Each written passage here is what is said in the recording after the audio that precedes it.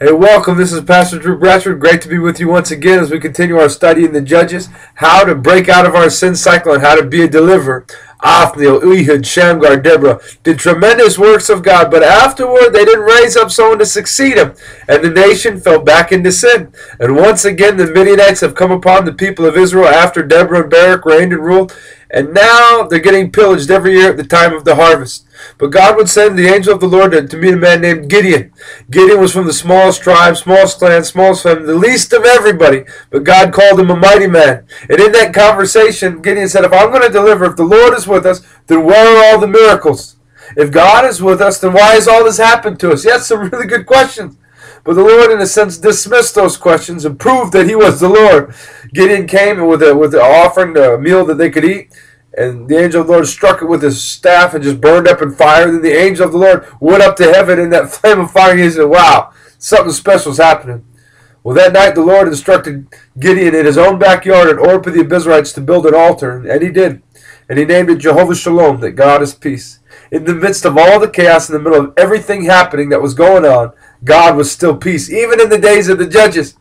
And that night the Lord spoke to him at Orpah the Abiezrites, in your own backyard, Gideon, you need to tear down your father's idols. You need to destroy that big statue of Baal that the people pray to. You need to take that grove, those Asherah poles, those Asherah carvings in the tree. You need to hack them down. The name Gideon means hacker. So Gideon at night took 10 of his servants and they destroyed those other idols. In the morning when all the village people came to give their offerings, Joash said that was Gideon's father's house.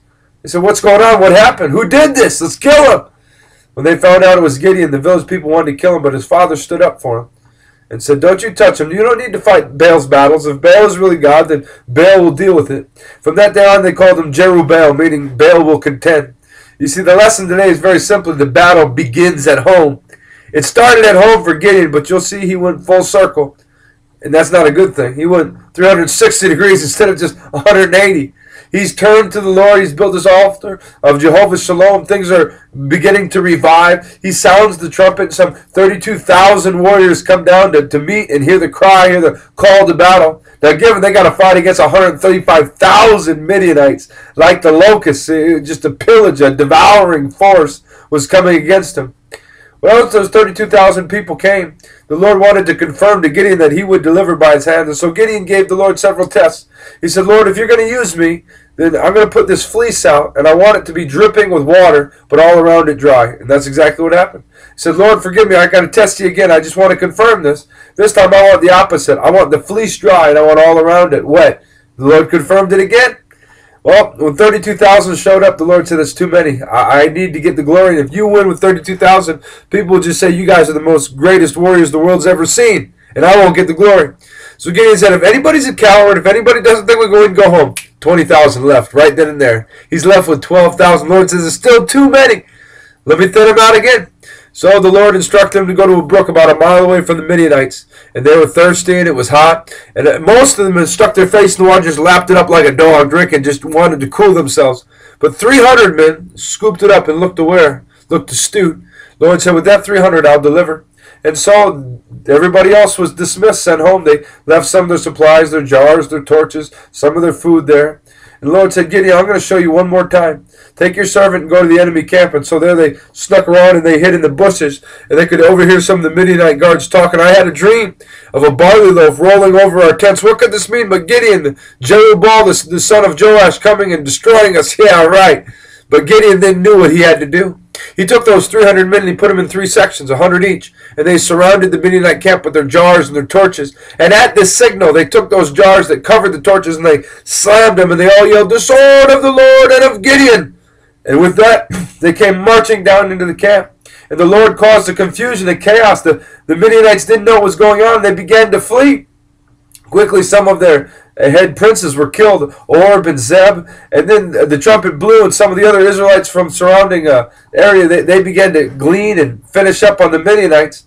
But there was 2 kings that Gideon wanted to kill, Zebah and Zebulun, and they had escaped with 15,000 soldiers. Now in the initial rout, 120,000 men were killed by Gideon's force, and they were killing each other with the chaos.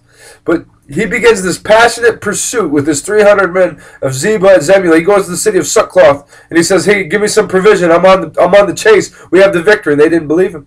He goes to another city named Penuel and says, give me some supplies. I'm on my pursuit. We've already killed 120,000. And both of them didn't believe in him. They refused. He said, I'll remember this when I come back.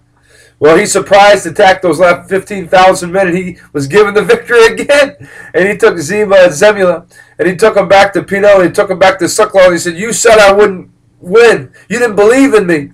He found out who the 77 elders were in Succoth. He had them stripped naked and their bodies ripped with thorns of the wilderness. He tore down the tower at Penuel, and he slew the men.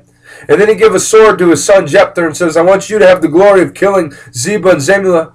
And before we kill you two, what kind of men were those that you killed on Mount Tabor? They said, they look like you. They're your relatives. And Gideon said, I know. I've been after you for revenge. If you wouldn't have killed them, I wouldn't kill you. But Jephthah was afraid and dropped the sword. And so Gideon picked it up. And right before he slew him, Zeba and Zemula mocked. As a man's might is, so is the man. Gideon said, is that right? And he ran him through. Well, Gideon became a great hero, and everyone said, Gideon, be our king. And he said, I will be your king, and my children will be your king. The Lord will be your king. He sounded spiritual. But he said, give me all the gold jewelry from the Midianites' faces. And so he took it, and he made a large ephod, a large vest. And he posted it up at Orpah of the Abiezrites. And all the nation came and played the harlot. He said he wouldn't be king, but he married many women. In fact, we'll see next time that he names one of his sons Abimelech, which means my father is king. He had 70 sons, let alone his daughters. Lived a rich life, but see his backyard. There's these broken down altars of Baal. There's these broken down statues of Asherah. There's this old altar called Jehovah Shalom. It's got cobwebs on it. And then there's this golden ephod, which everyone comes and bows down to. You see, he went all the way around, didn't he? God gave him a victory, but he stole the glory from God. In this passage, we see the call. There's some questions that Gideon asked, some good questions. He said, God, if you're with us, if you're really going to use me, why has all this happened? And many people ask the same question. God, why am I going through such pain? Why is there such poverty? Why is there disease? Why don't I see your power working in my life? God could ask us a question. Where are all the men? Where's all the obedience? Where's all the godliness? You see, why has all this happened? Where are all the miracles? I would switch and say, God, you're still a good God, but why are we doing what we're doing? Why are we causing all these problems? Gideon has what I'd call the if syndrome. Lord, if you're with us. Lord, if you want me to do this. And he keeps testing God over and over and over again. He doesn't have a lot of faith. You see, the call goes out to many, but very few have faith to fulfill it. The call goes out to many, but people want to question God instead of doing what they're called to do. God's called you to do it, not to interview him and ask a bunch of questions, but to get going and be a mighty man, be a mighty woman of God. In this passage, we see a lot of cowards. Most of the army went home at the initial call. If you don't believe we can win, go home. They left. Jephthah dropped the sword. We see Gideon initially threshing wheat in the winepress. All this showed that they were afraid. Many of the men were unaware, unalert, and they were disqualified, those that just stuck their face in. You see, God wants to call you. He wants to use you to break out of your sin and to be a deliverer, but you can't be a coward. In heaven, there are no cowards. Heaven is only for those that overcome. We see a great comparison in this story. There was this massive army, 135,000, like the locusts, like the sand at the seashore. But the Spirit of the Lord came upon Gideon. But the Spirit of the Lord. And that's the great equalizer. When it says the Spirit of the Lord came upon, it's like he was clothed in the Spirit. It became his raiment. It became his garment. And with that, he had great courage. He's sent by God, and God goes with him. There's this conquering that happens because God wants to get the praise. When people break out of their sin cycles, God gets the glory.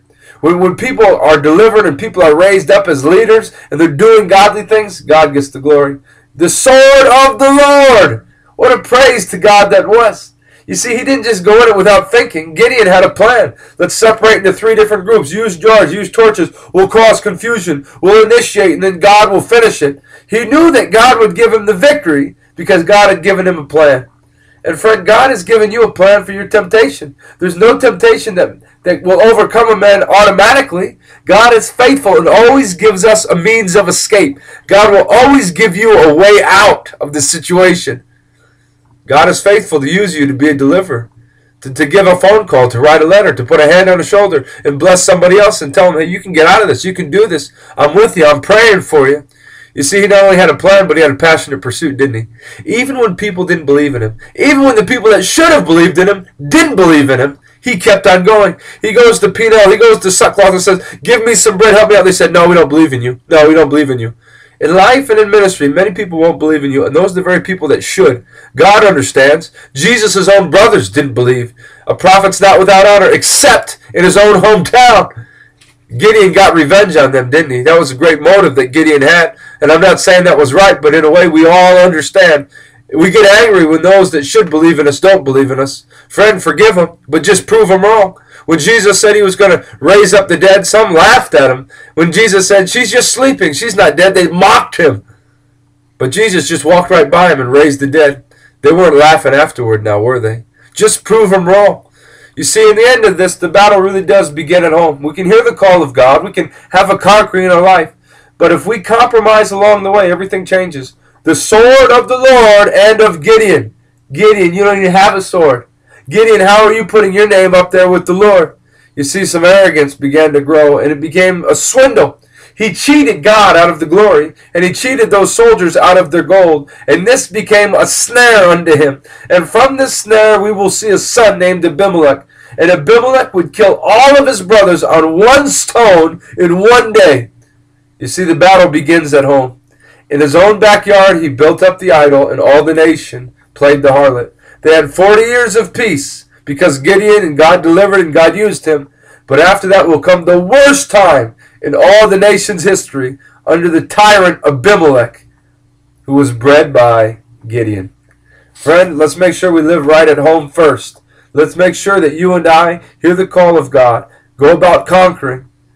But in our own home life, in our own backyard, we keep the altar Jehovah Shalom. That God is our peace in our hearts, in our marriages, with our kids.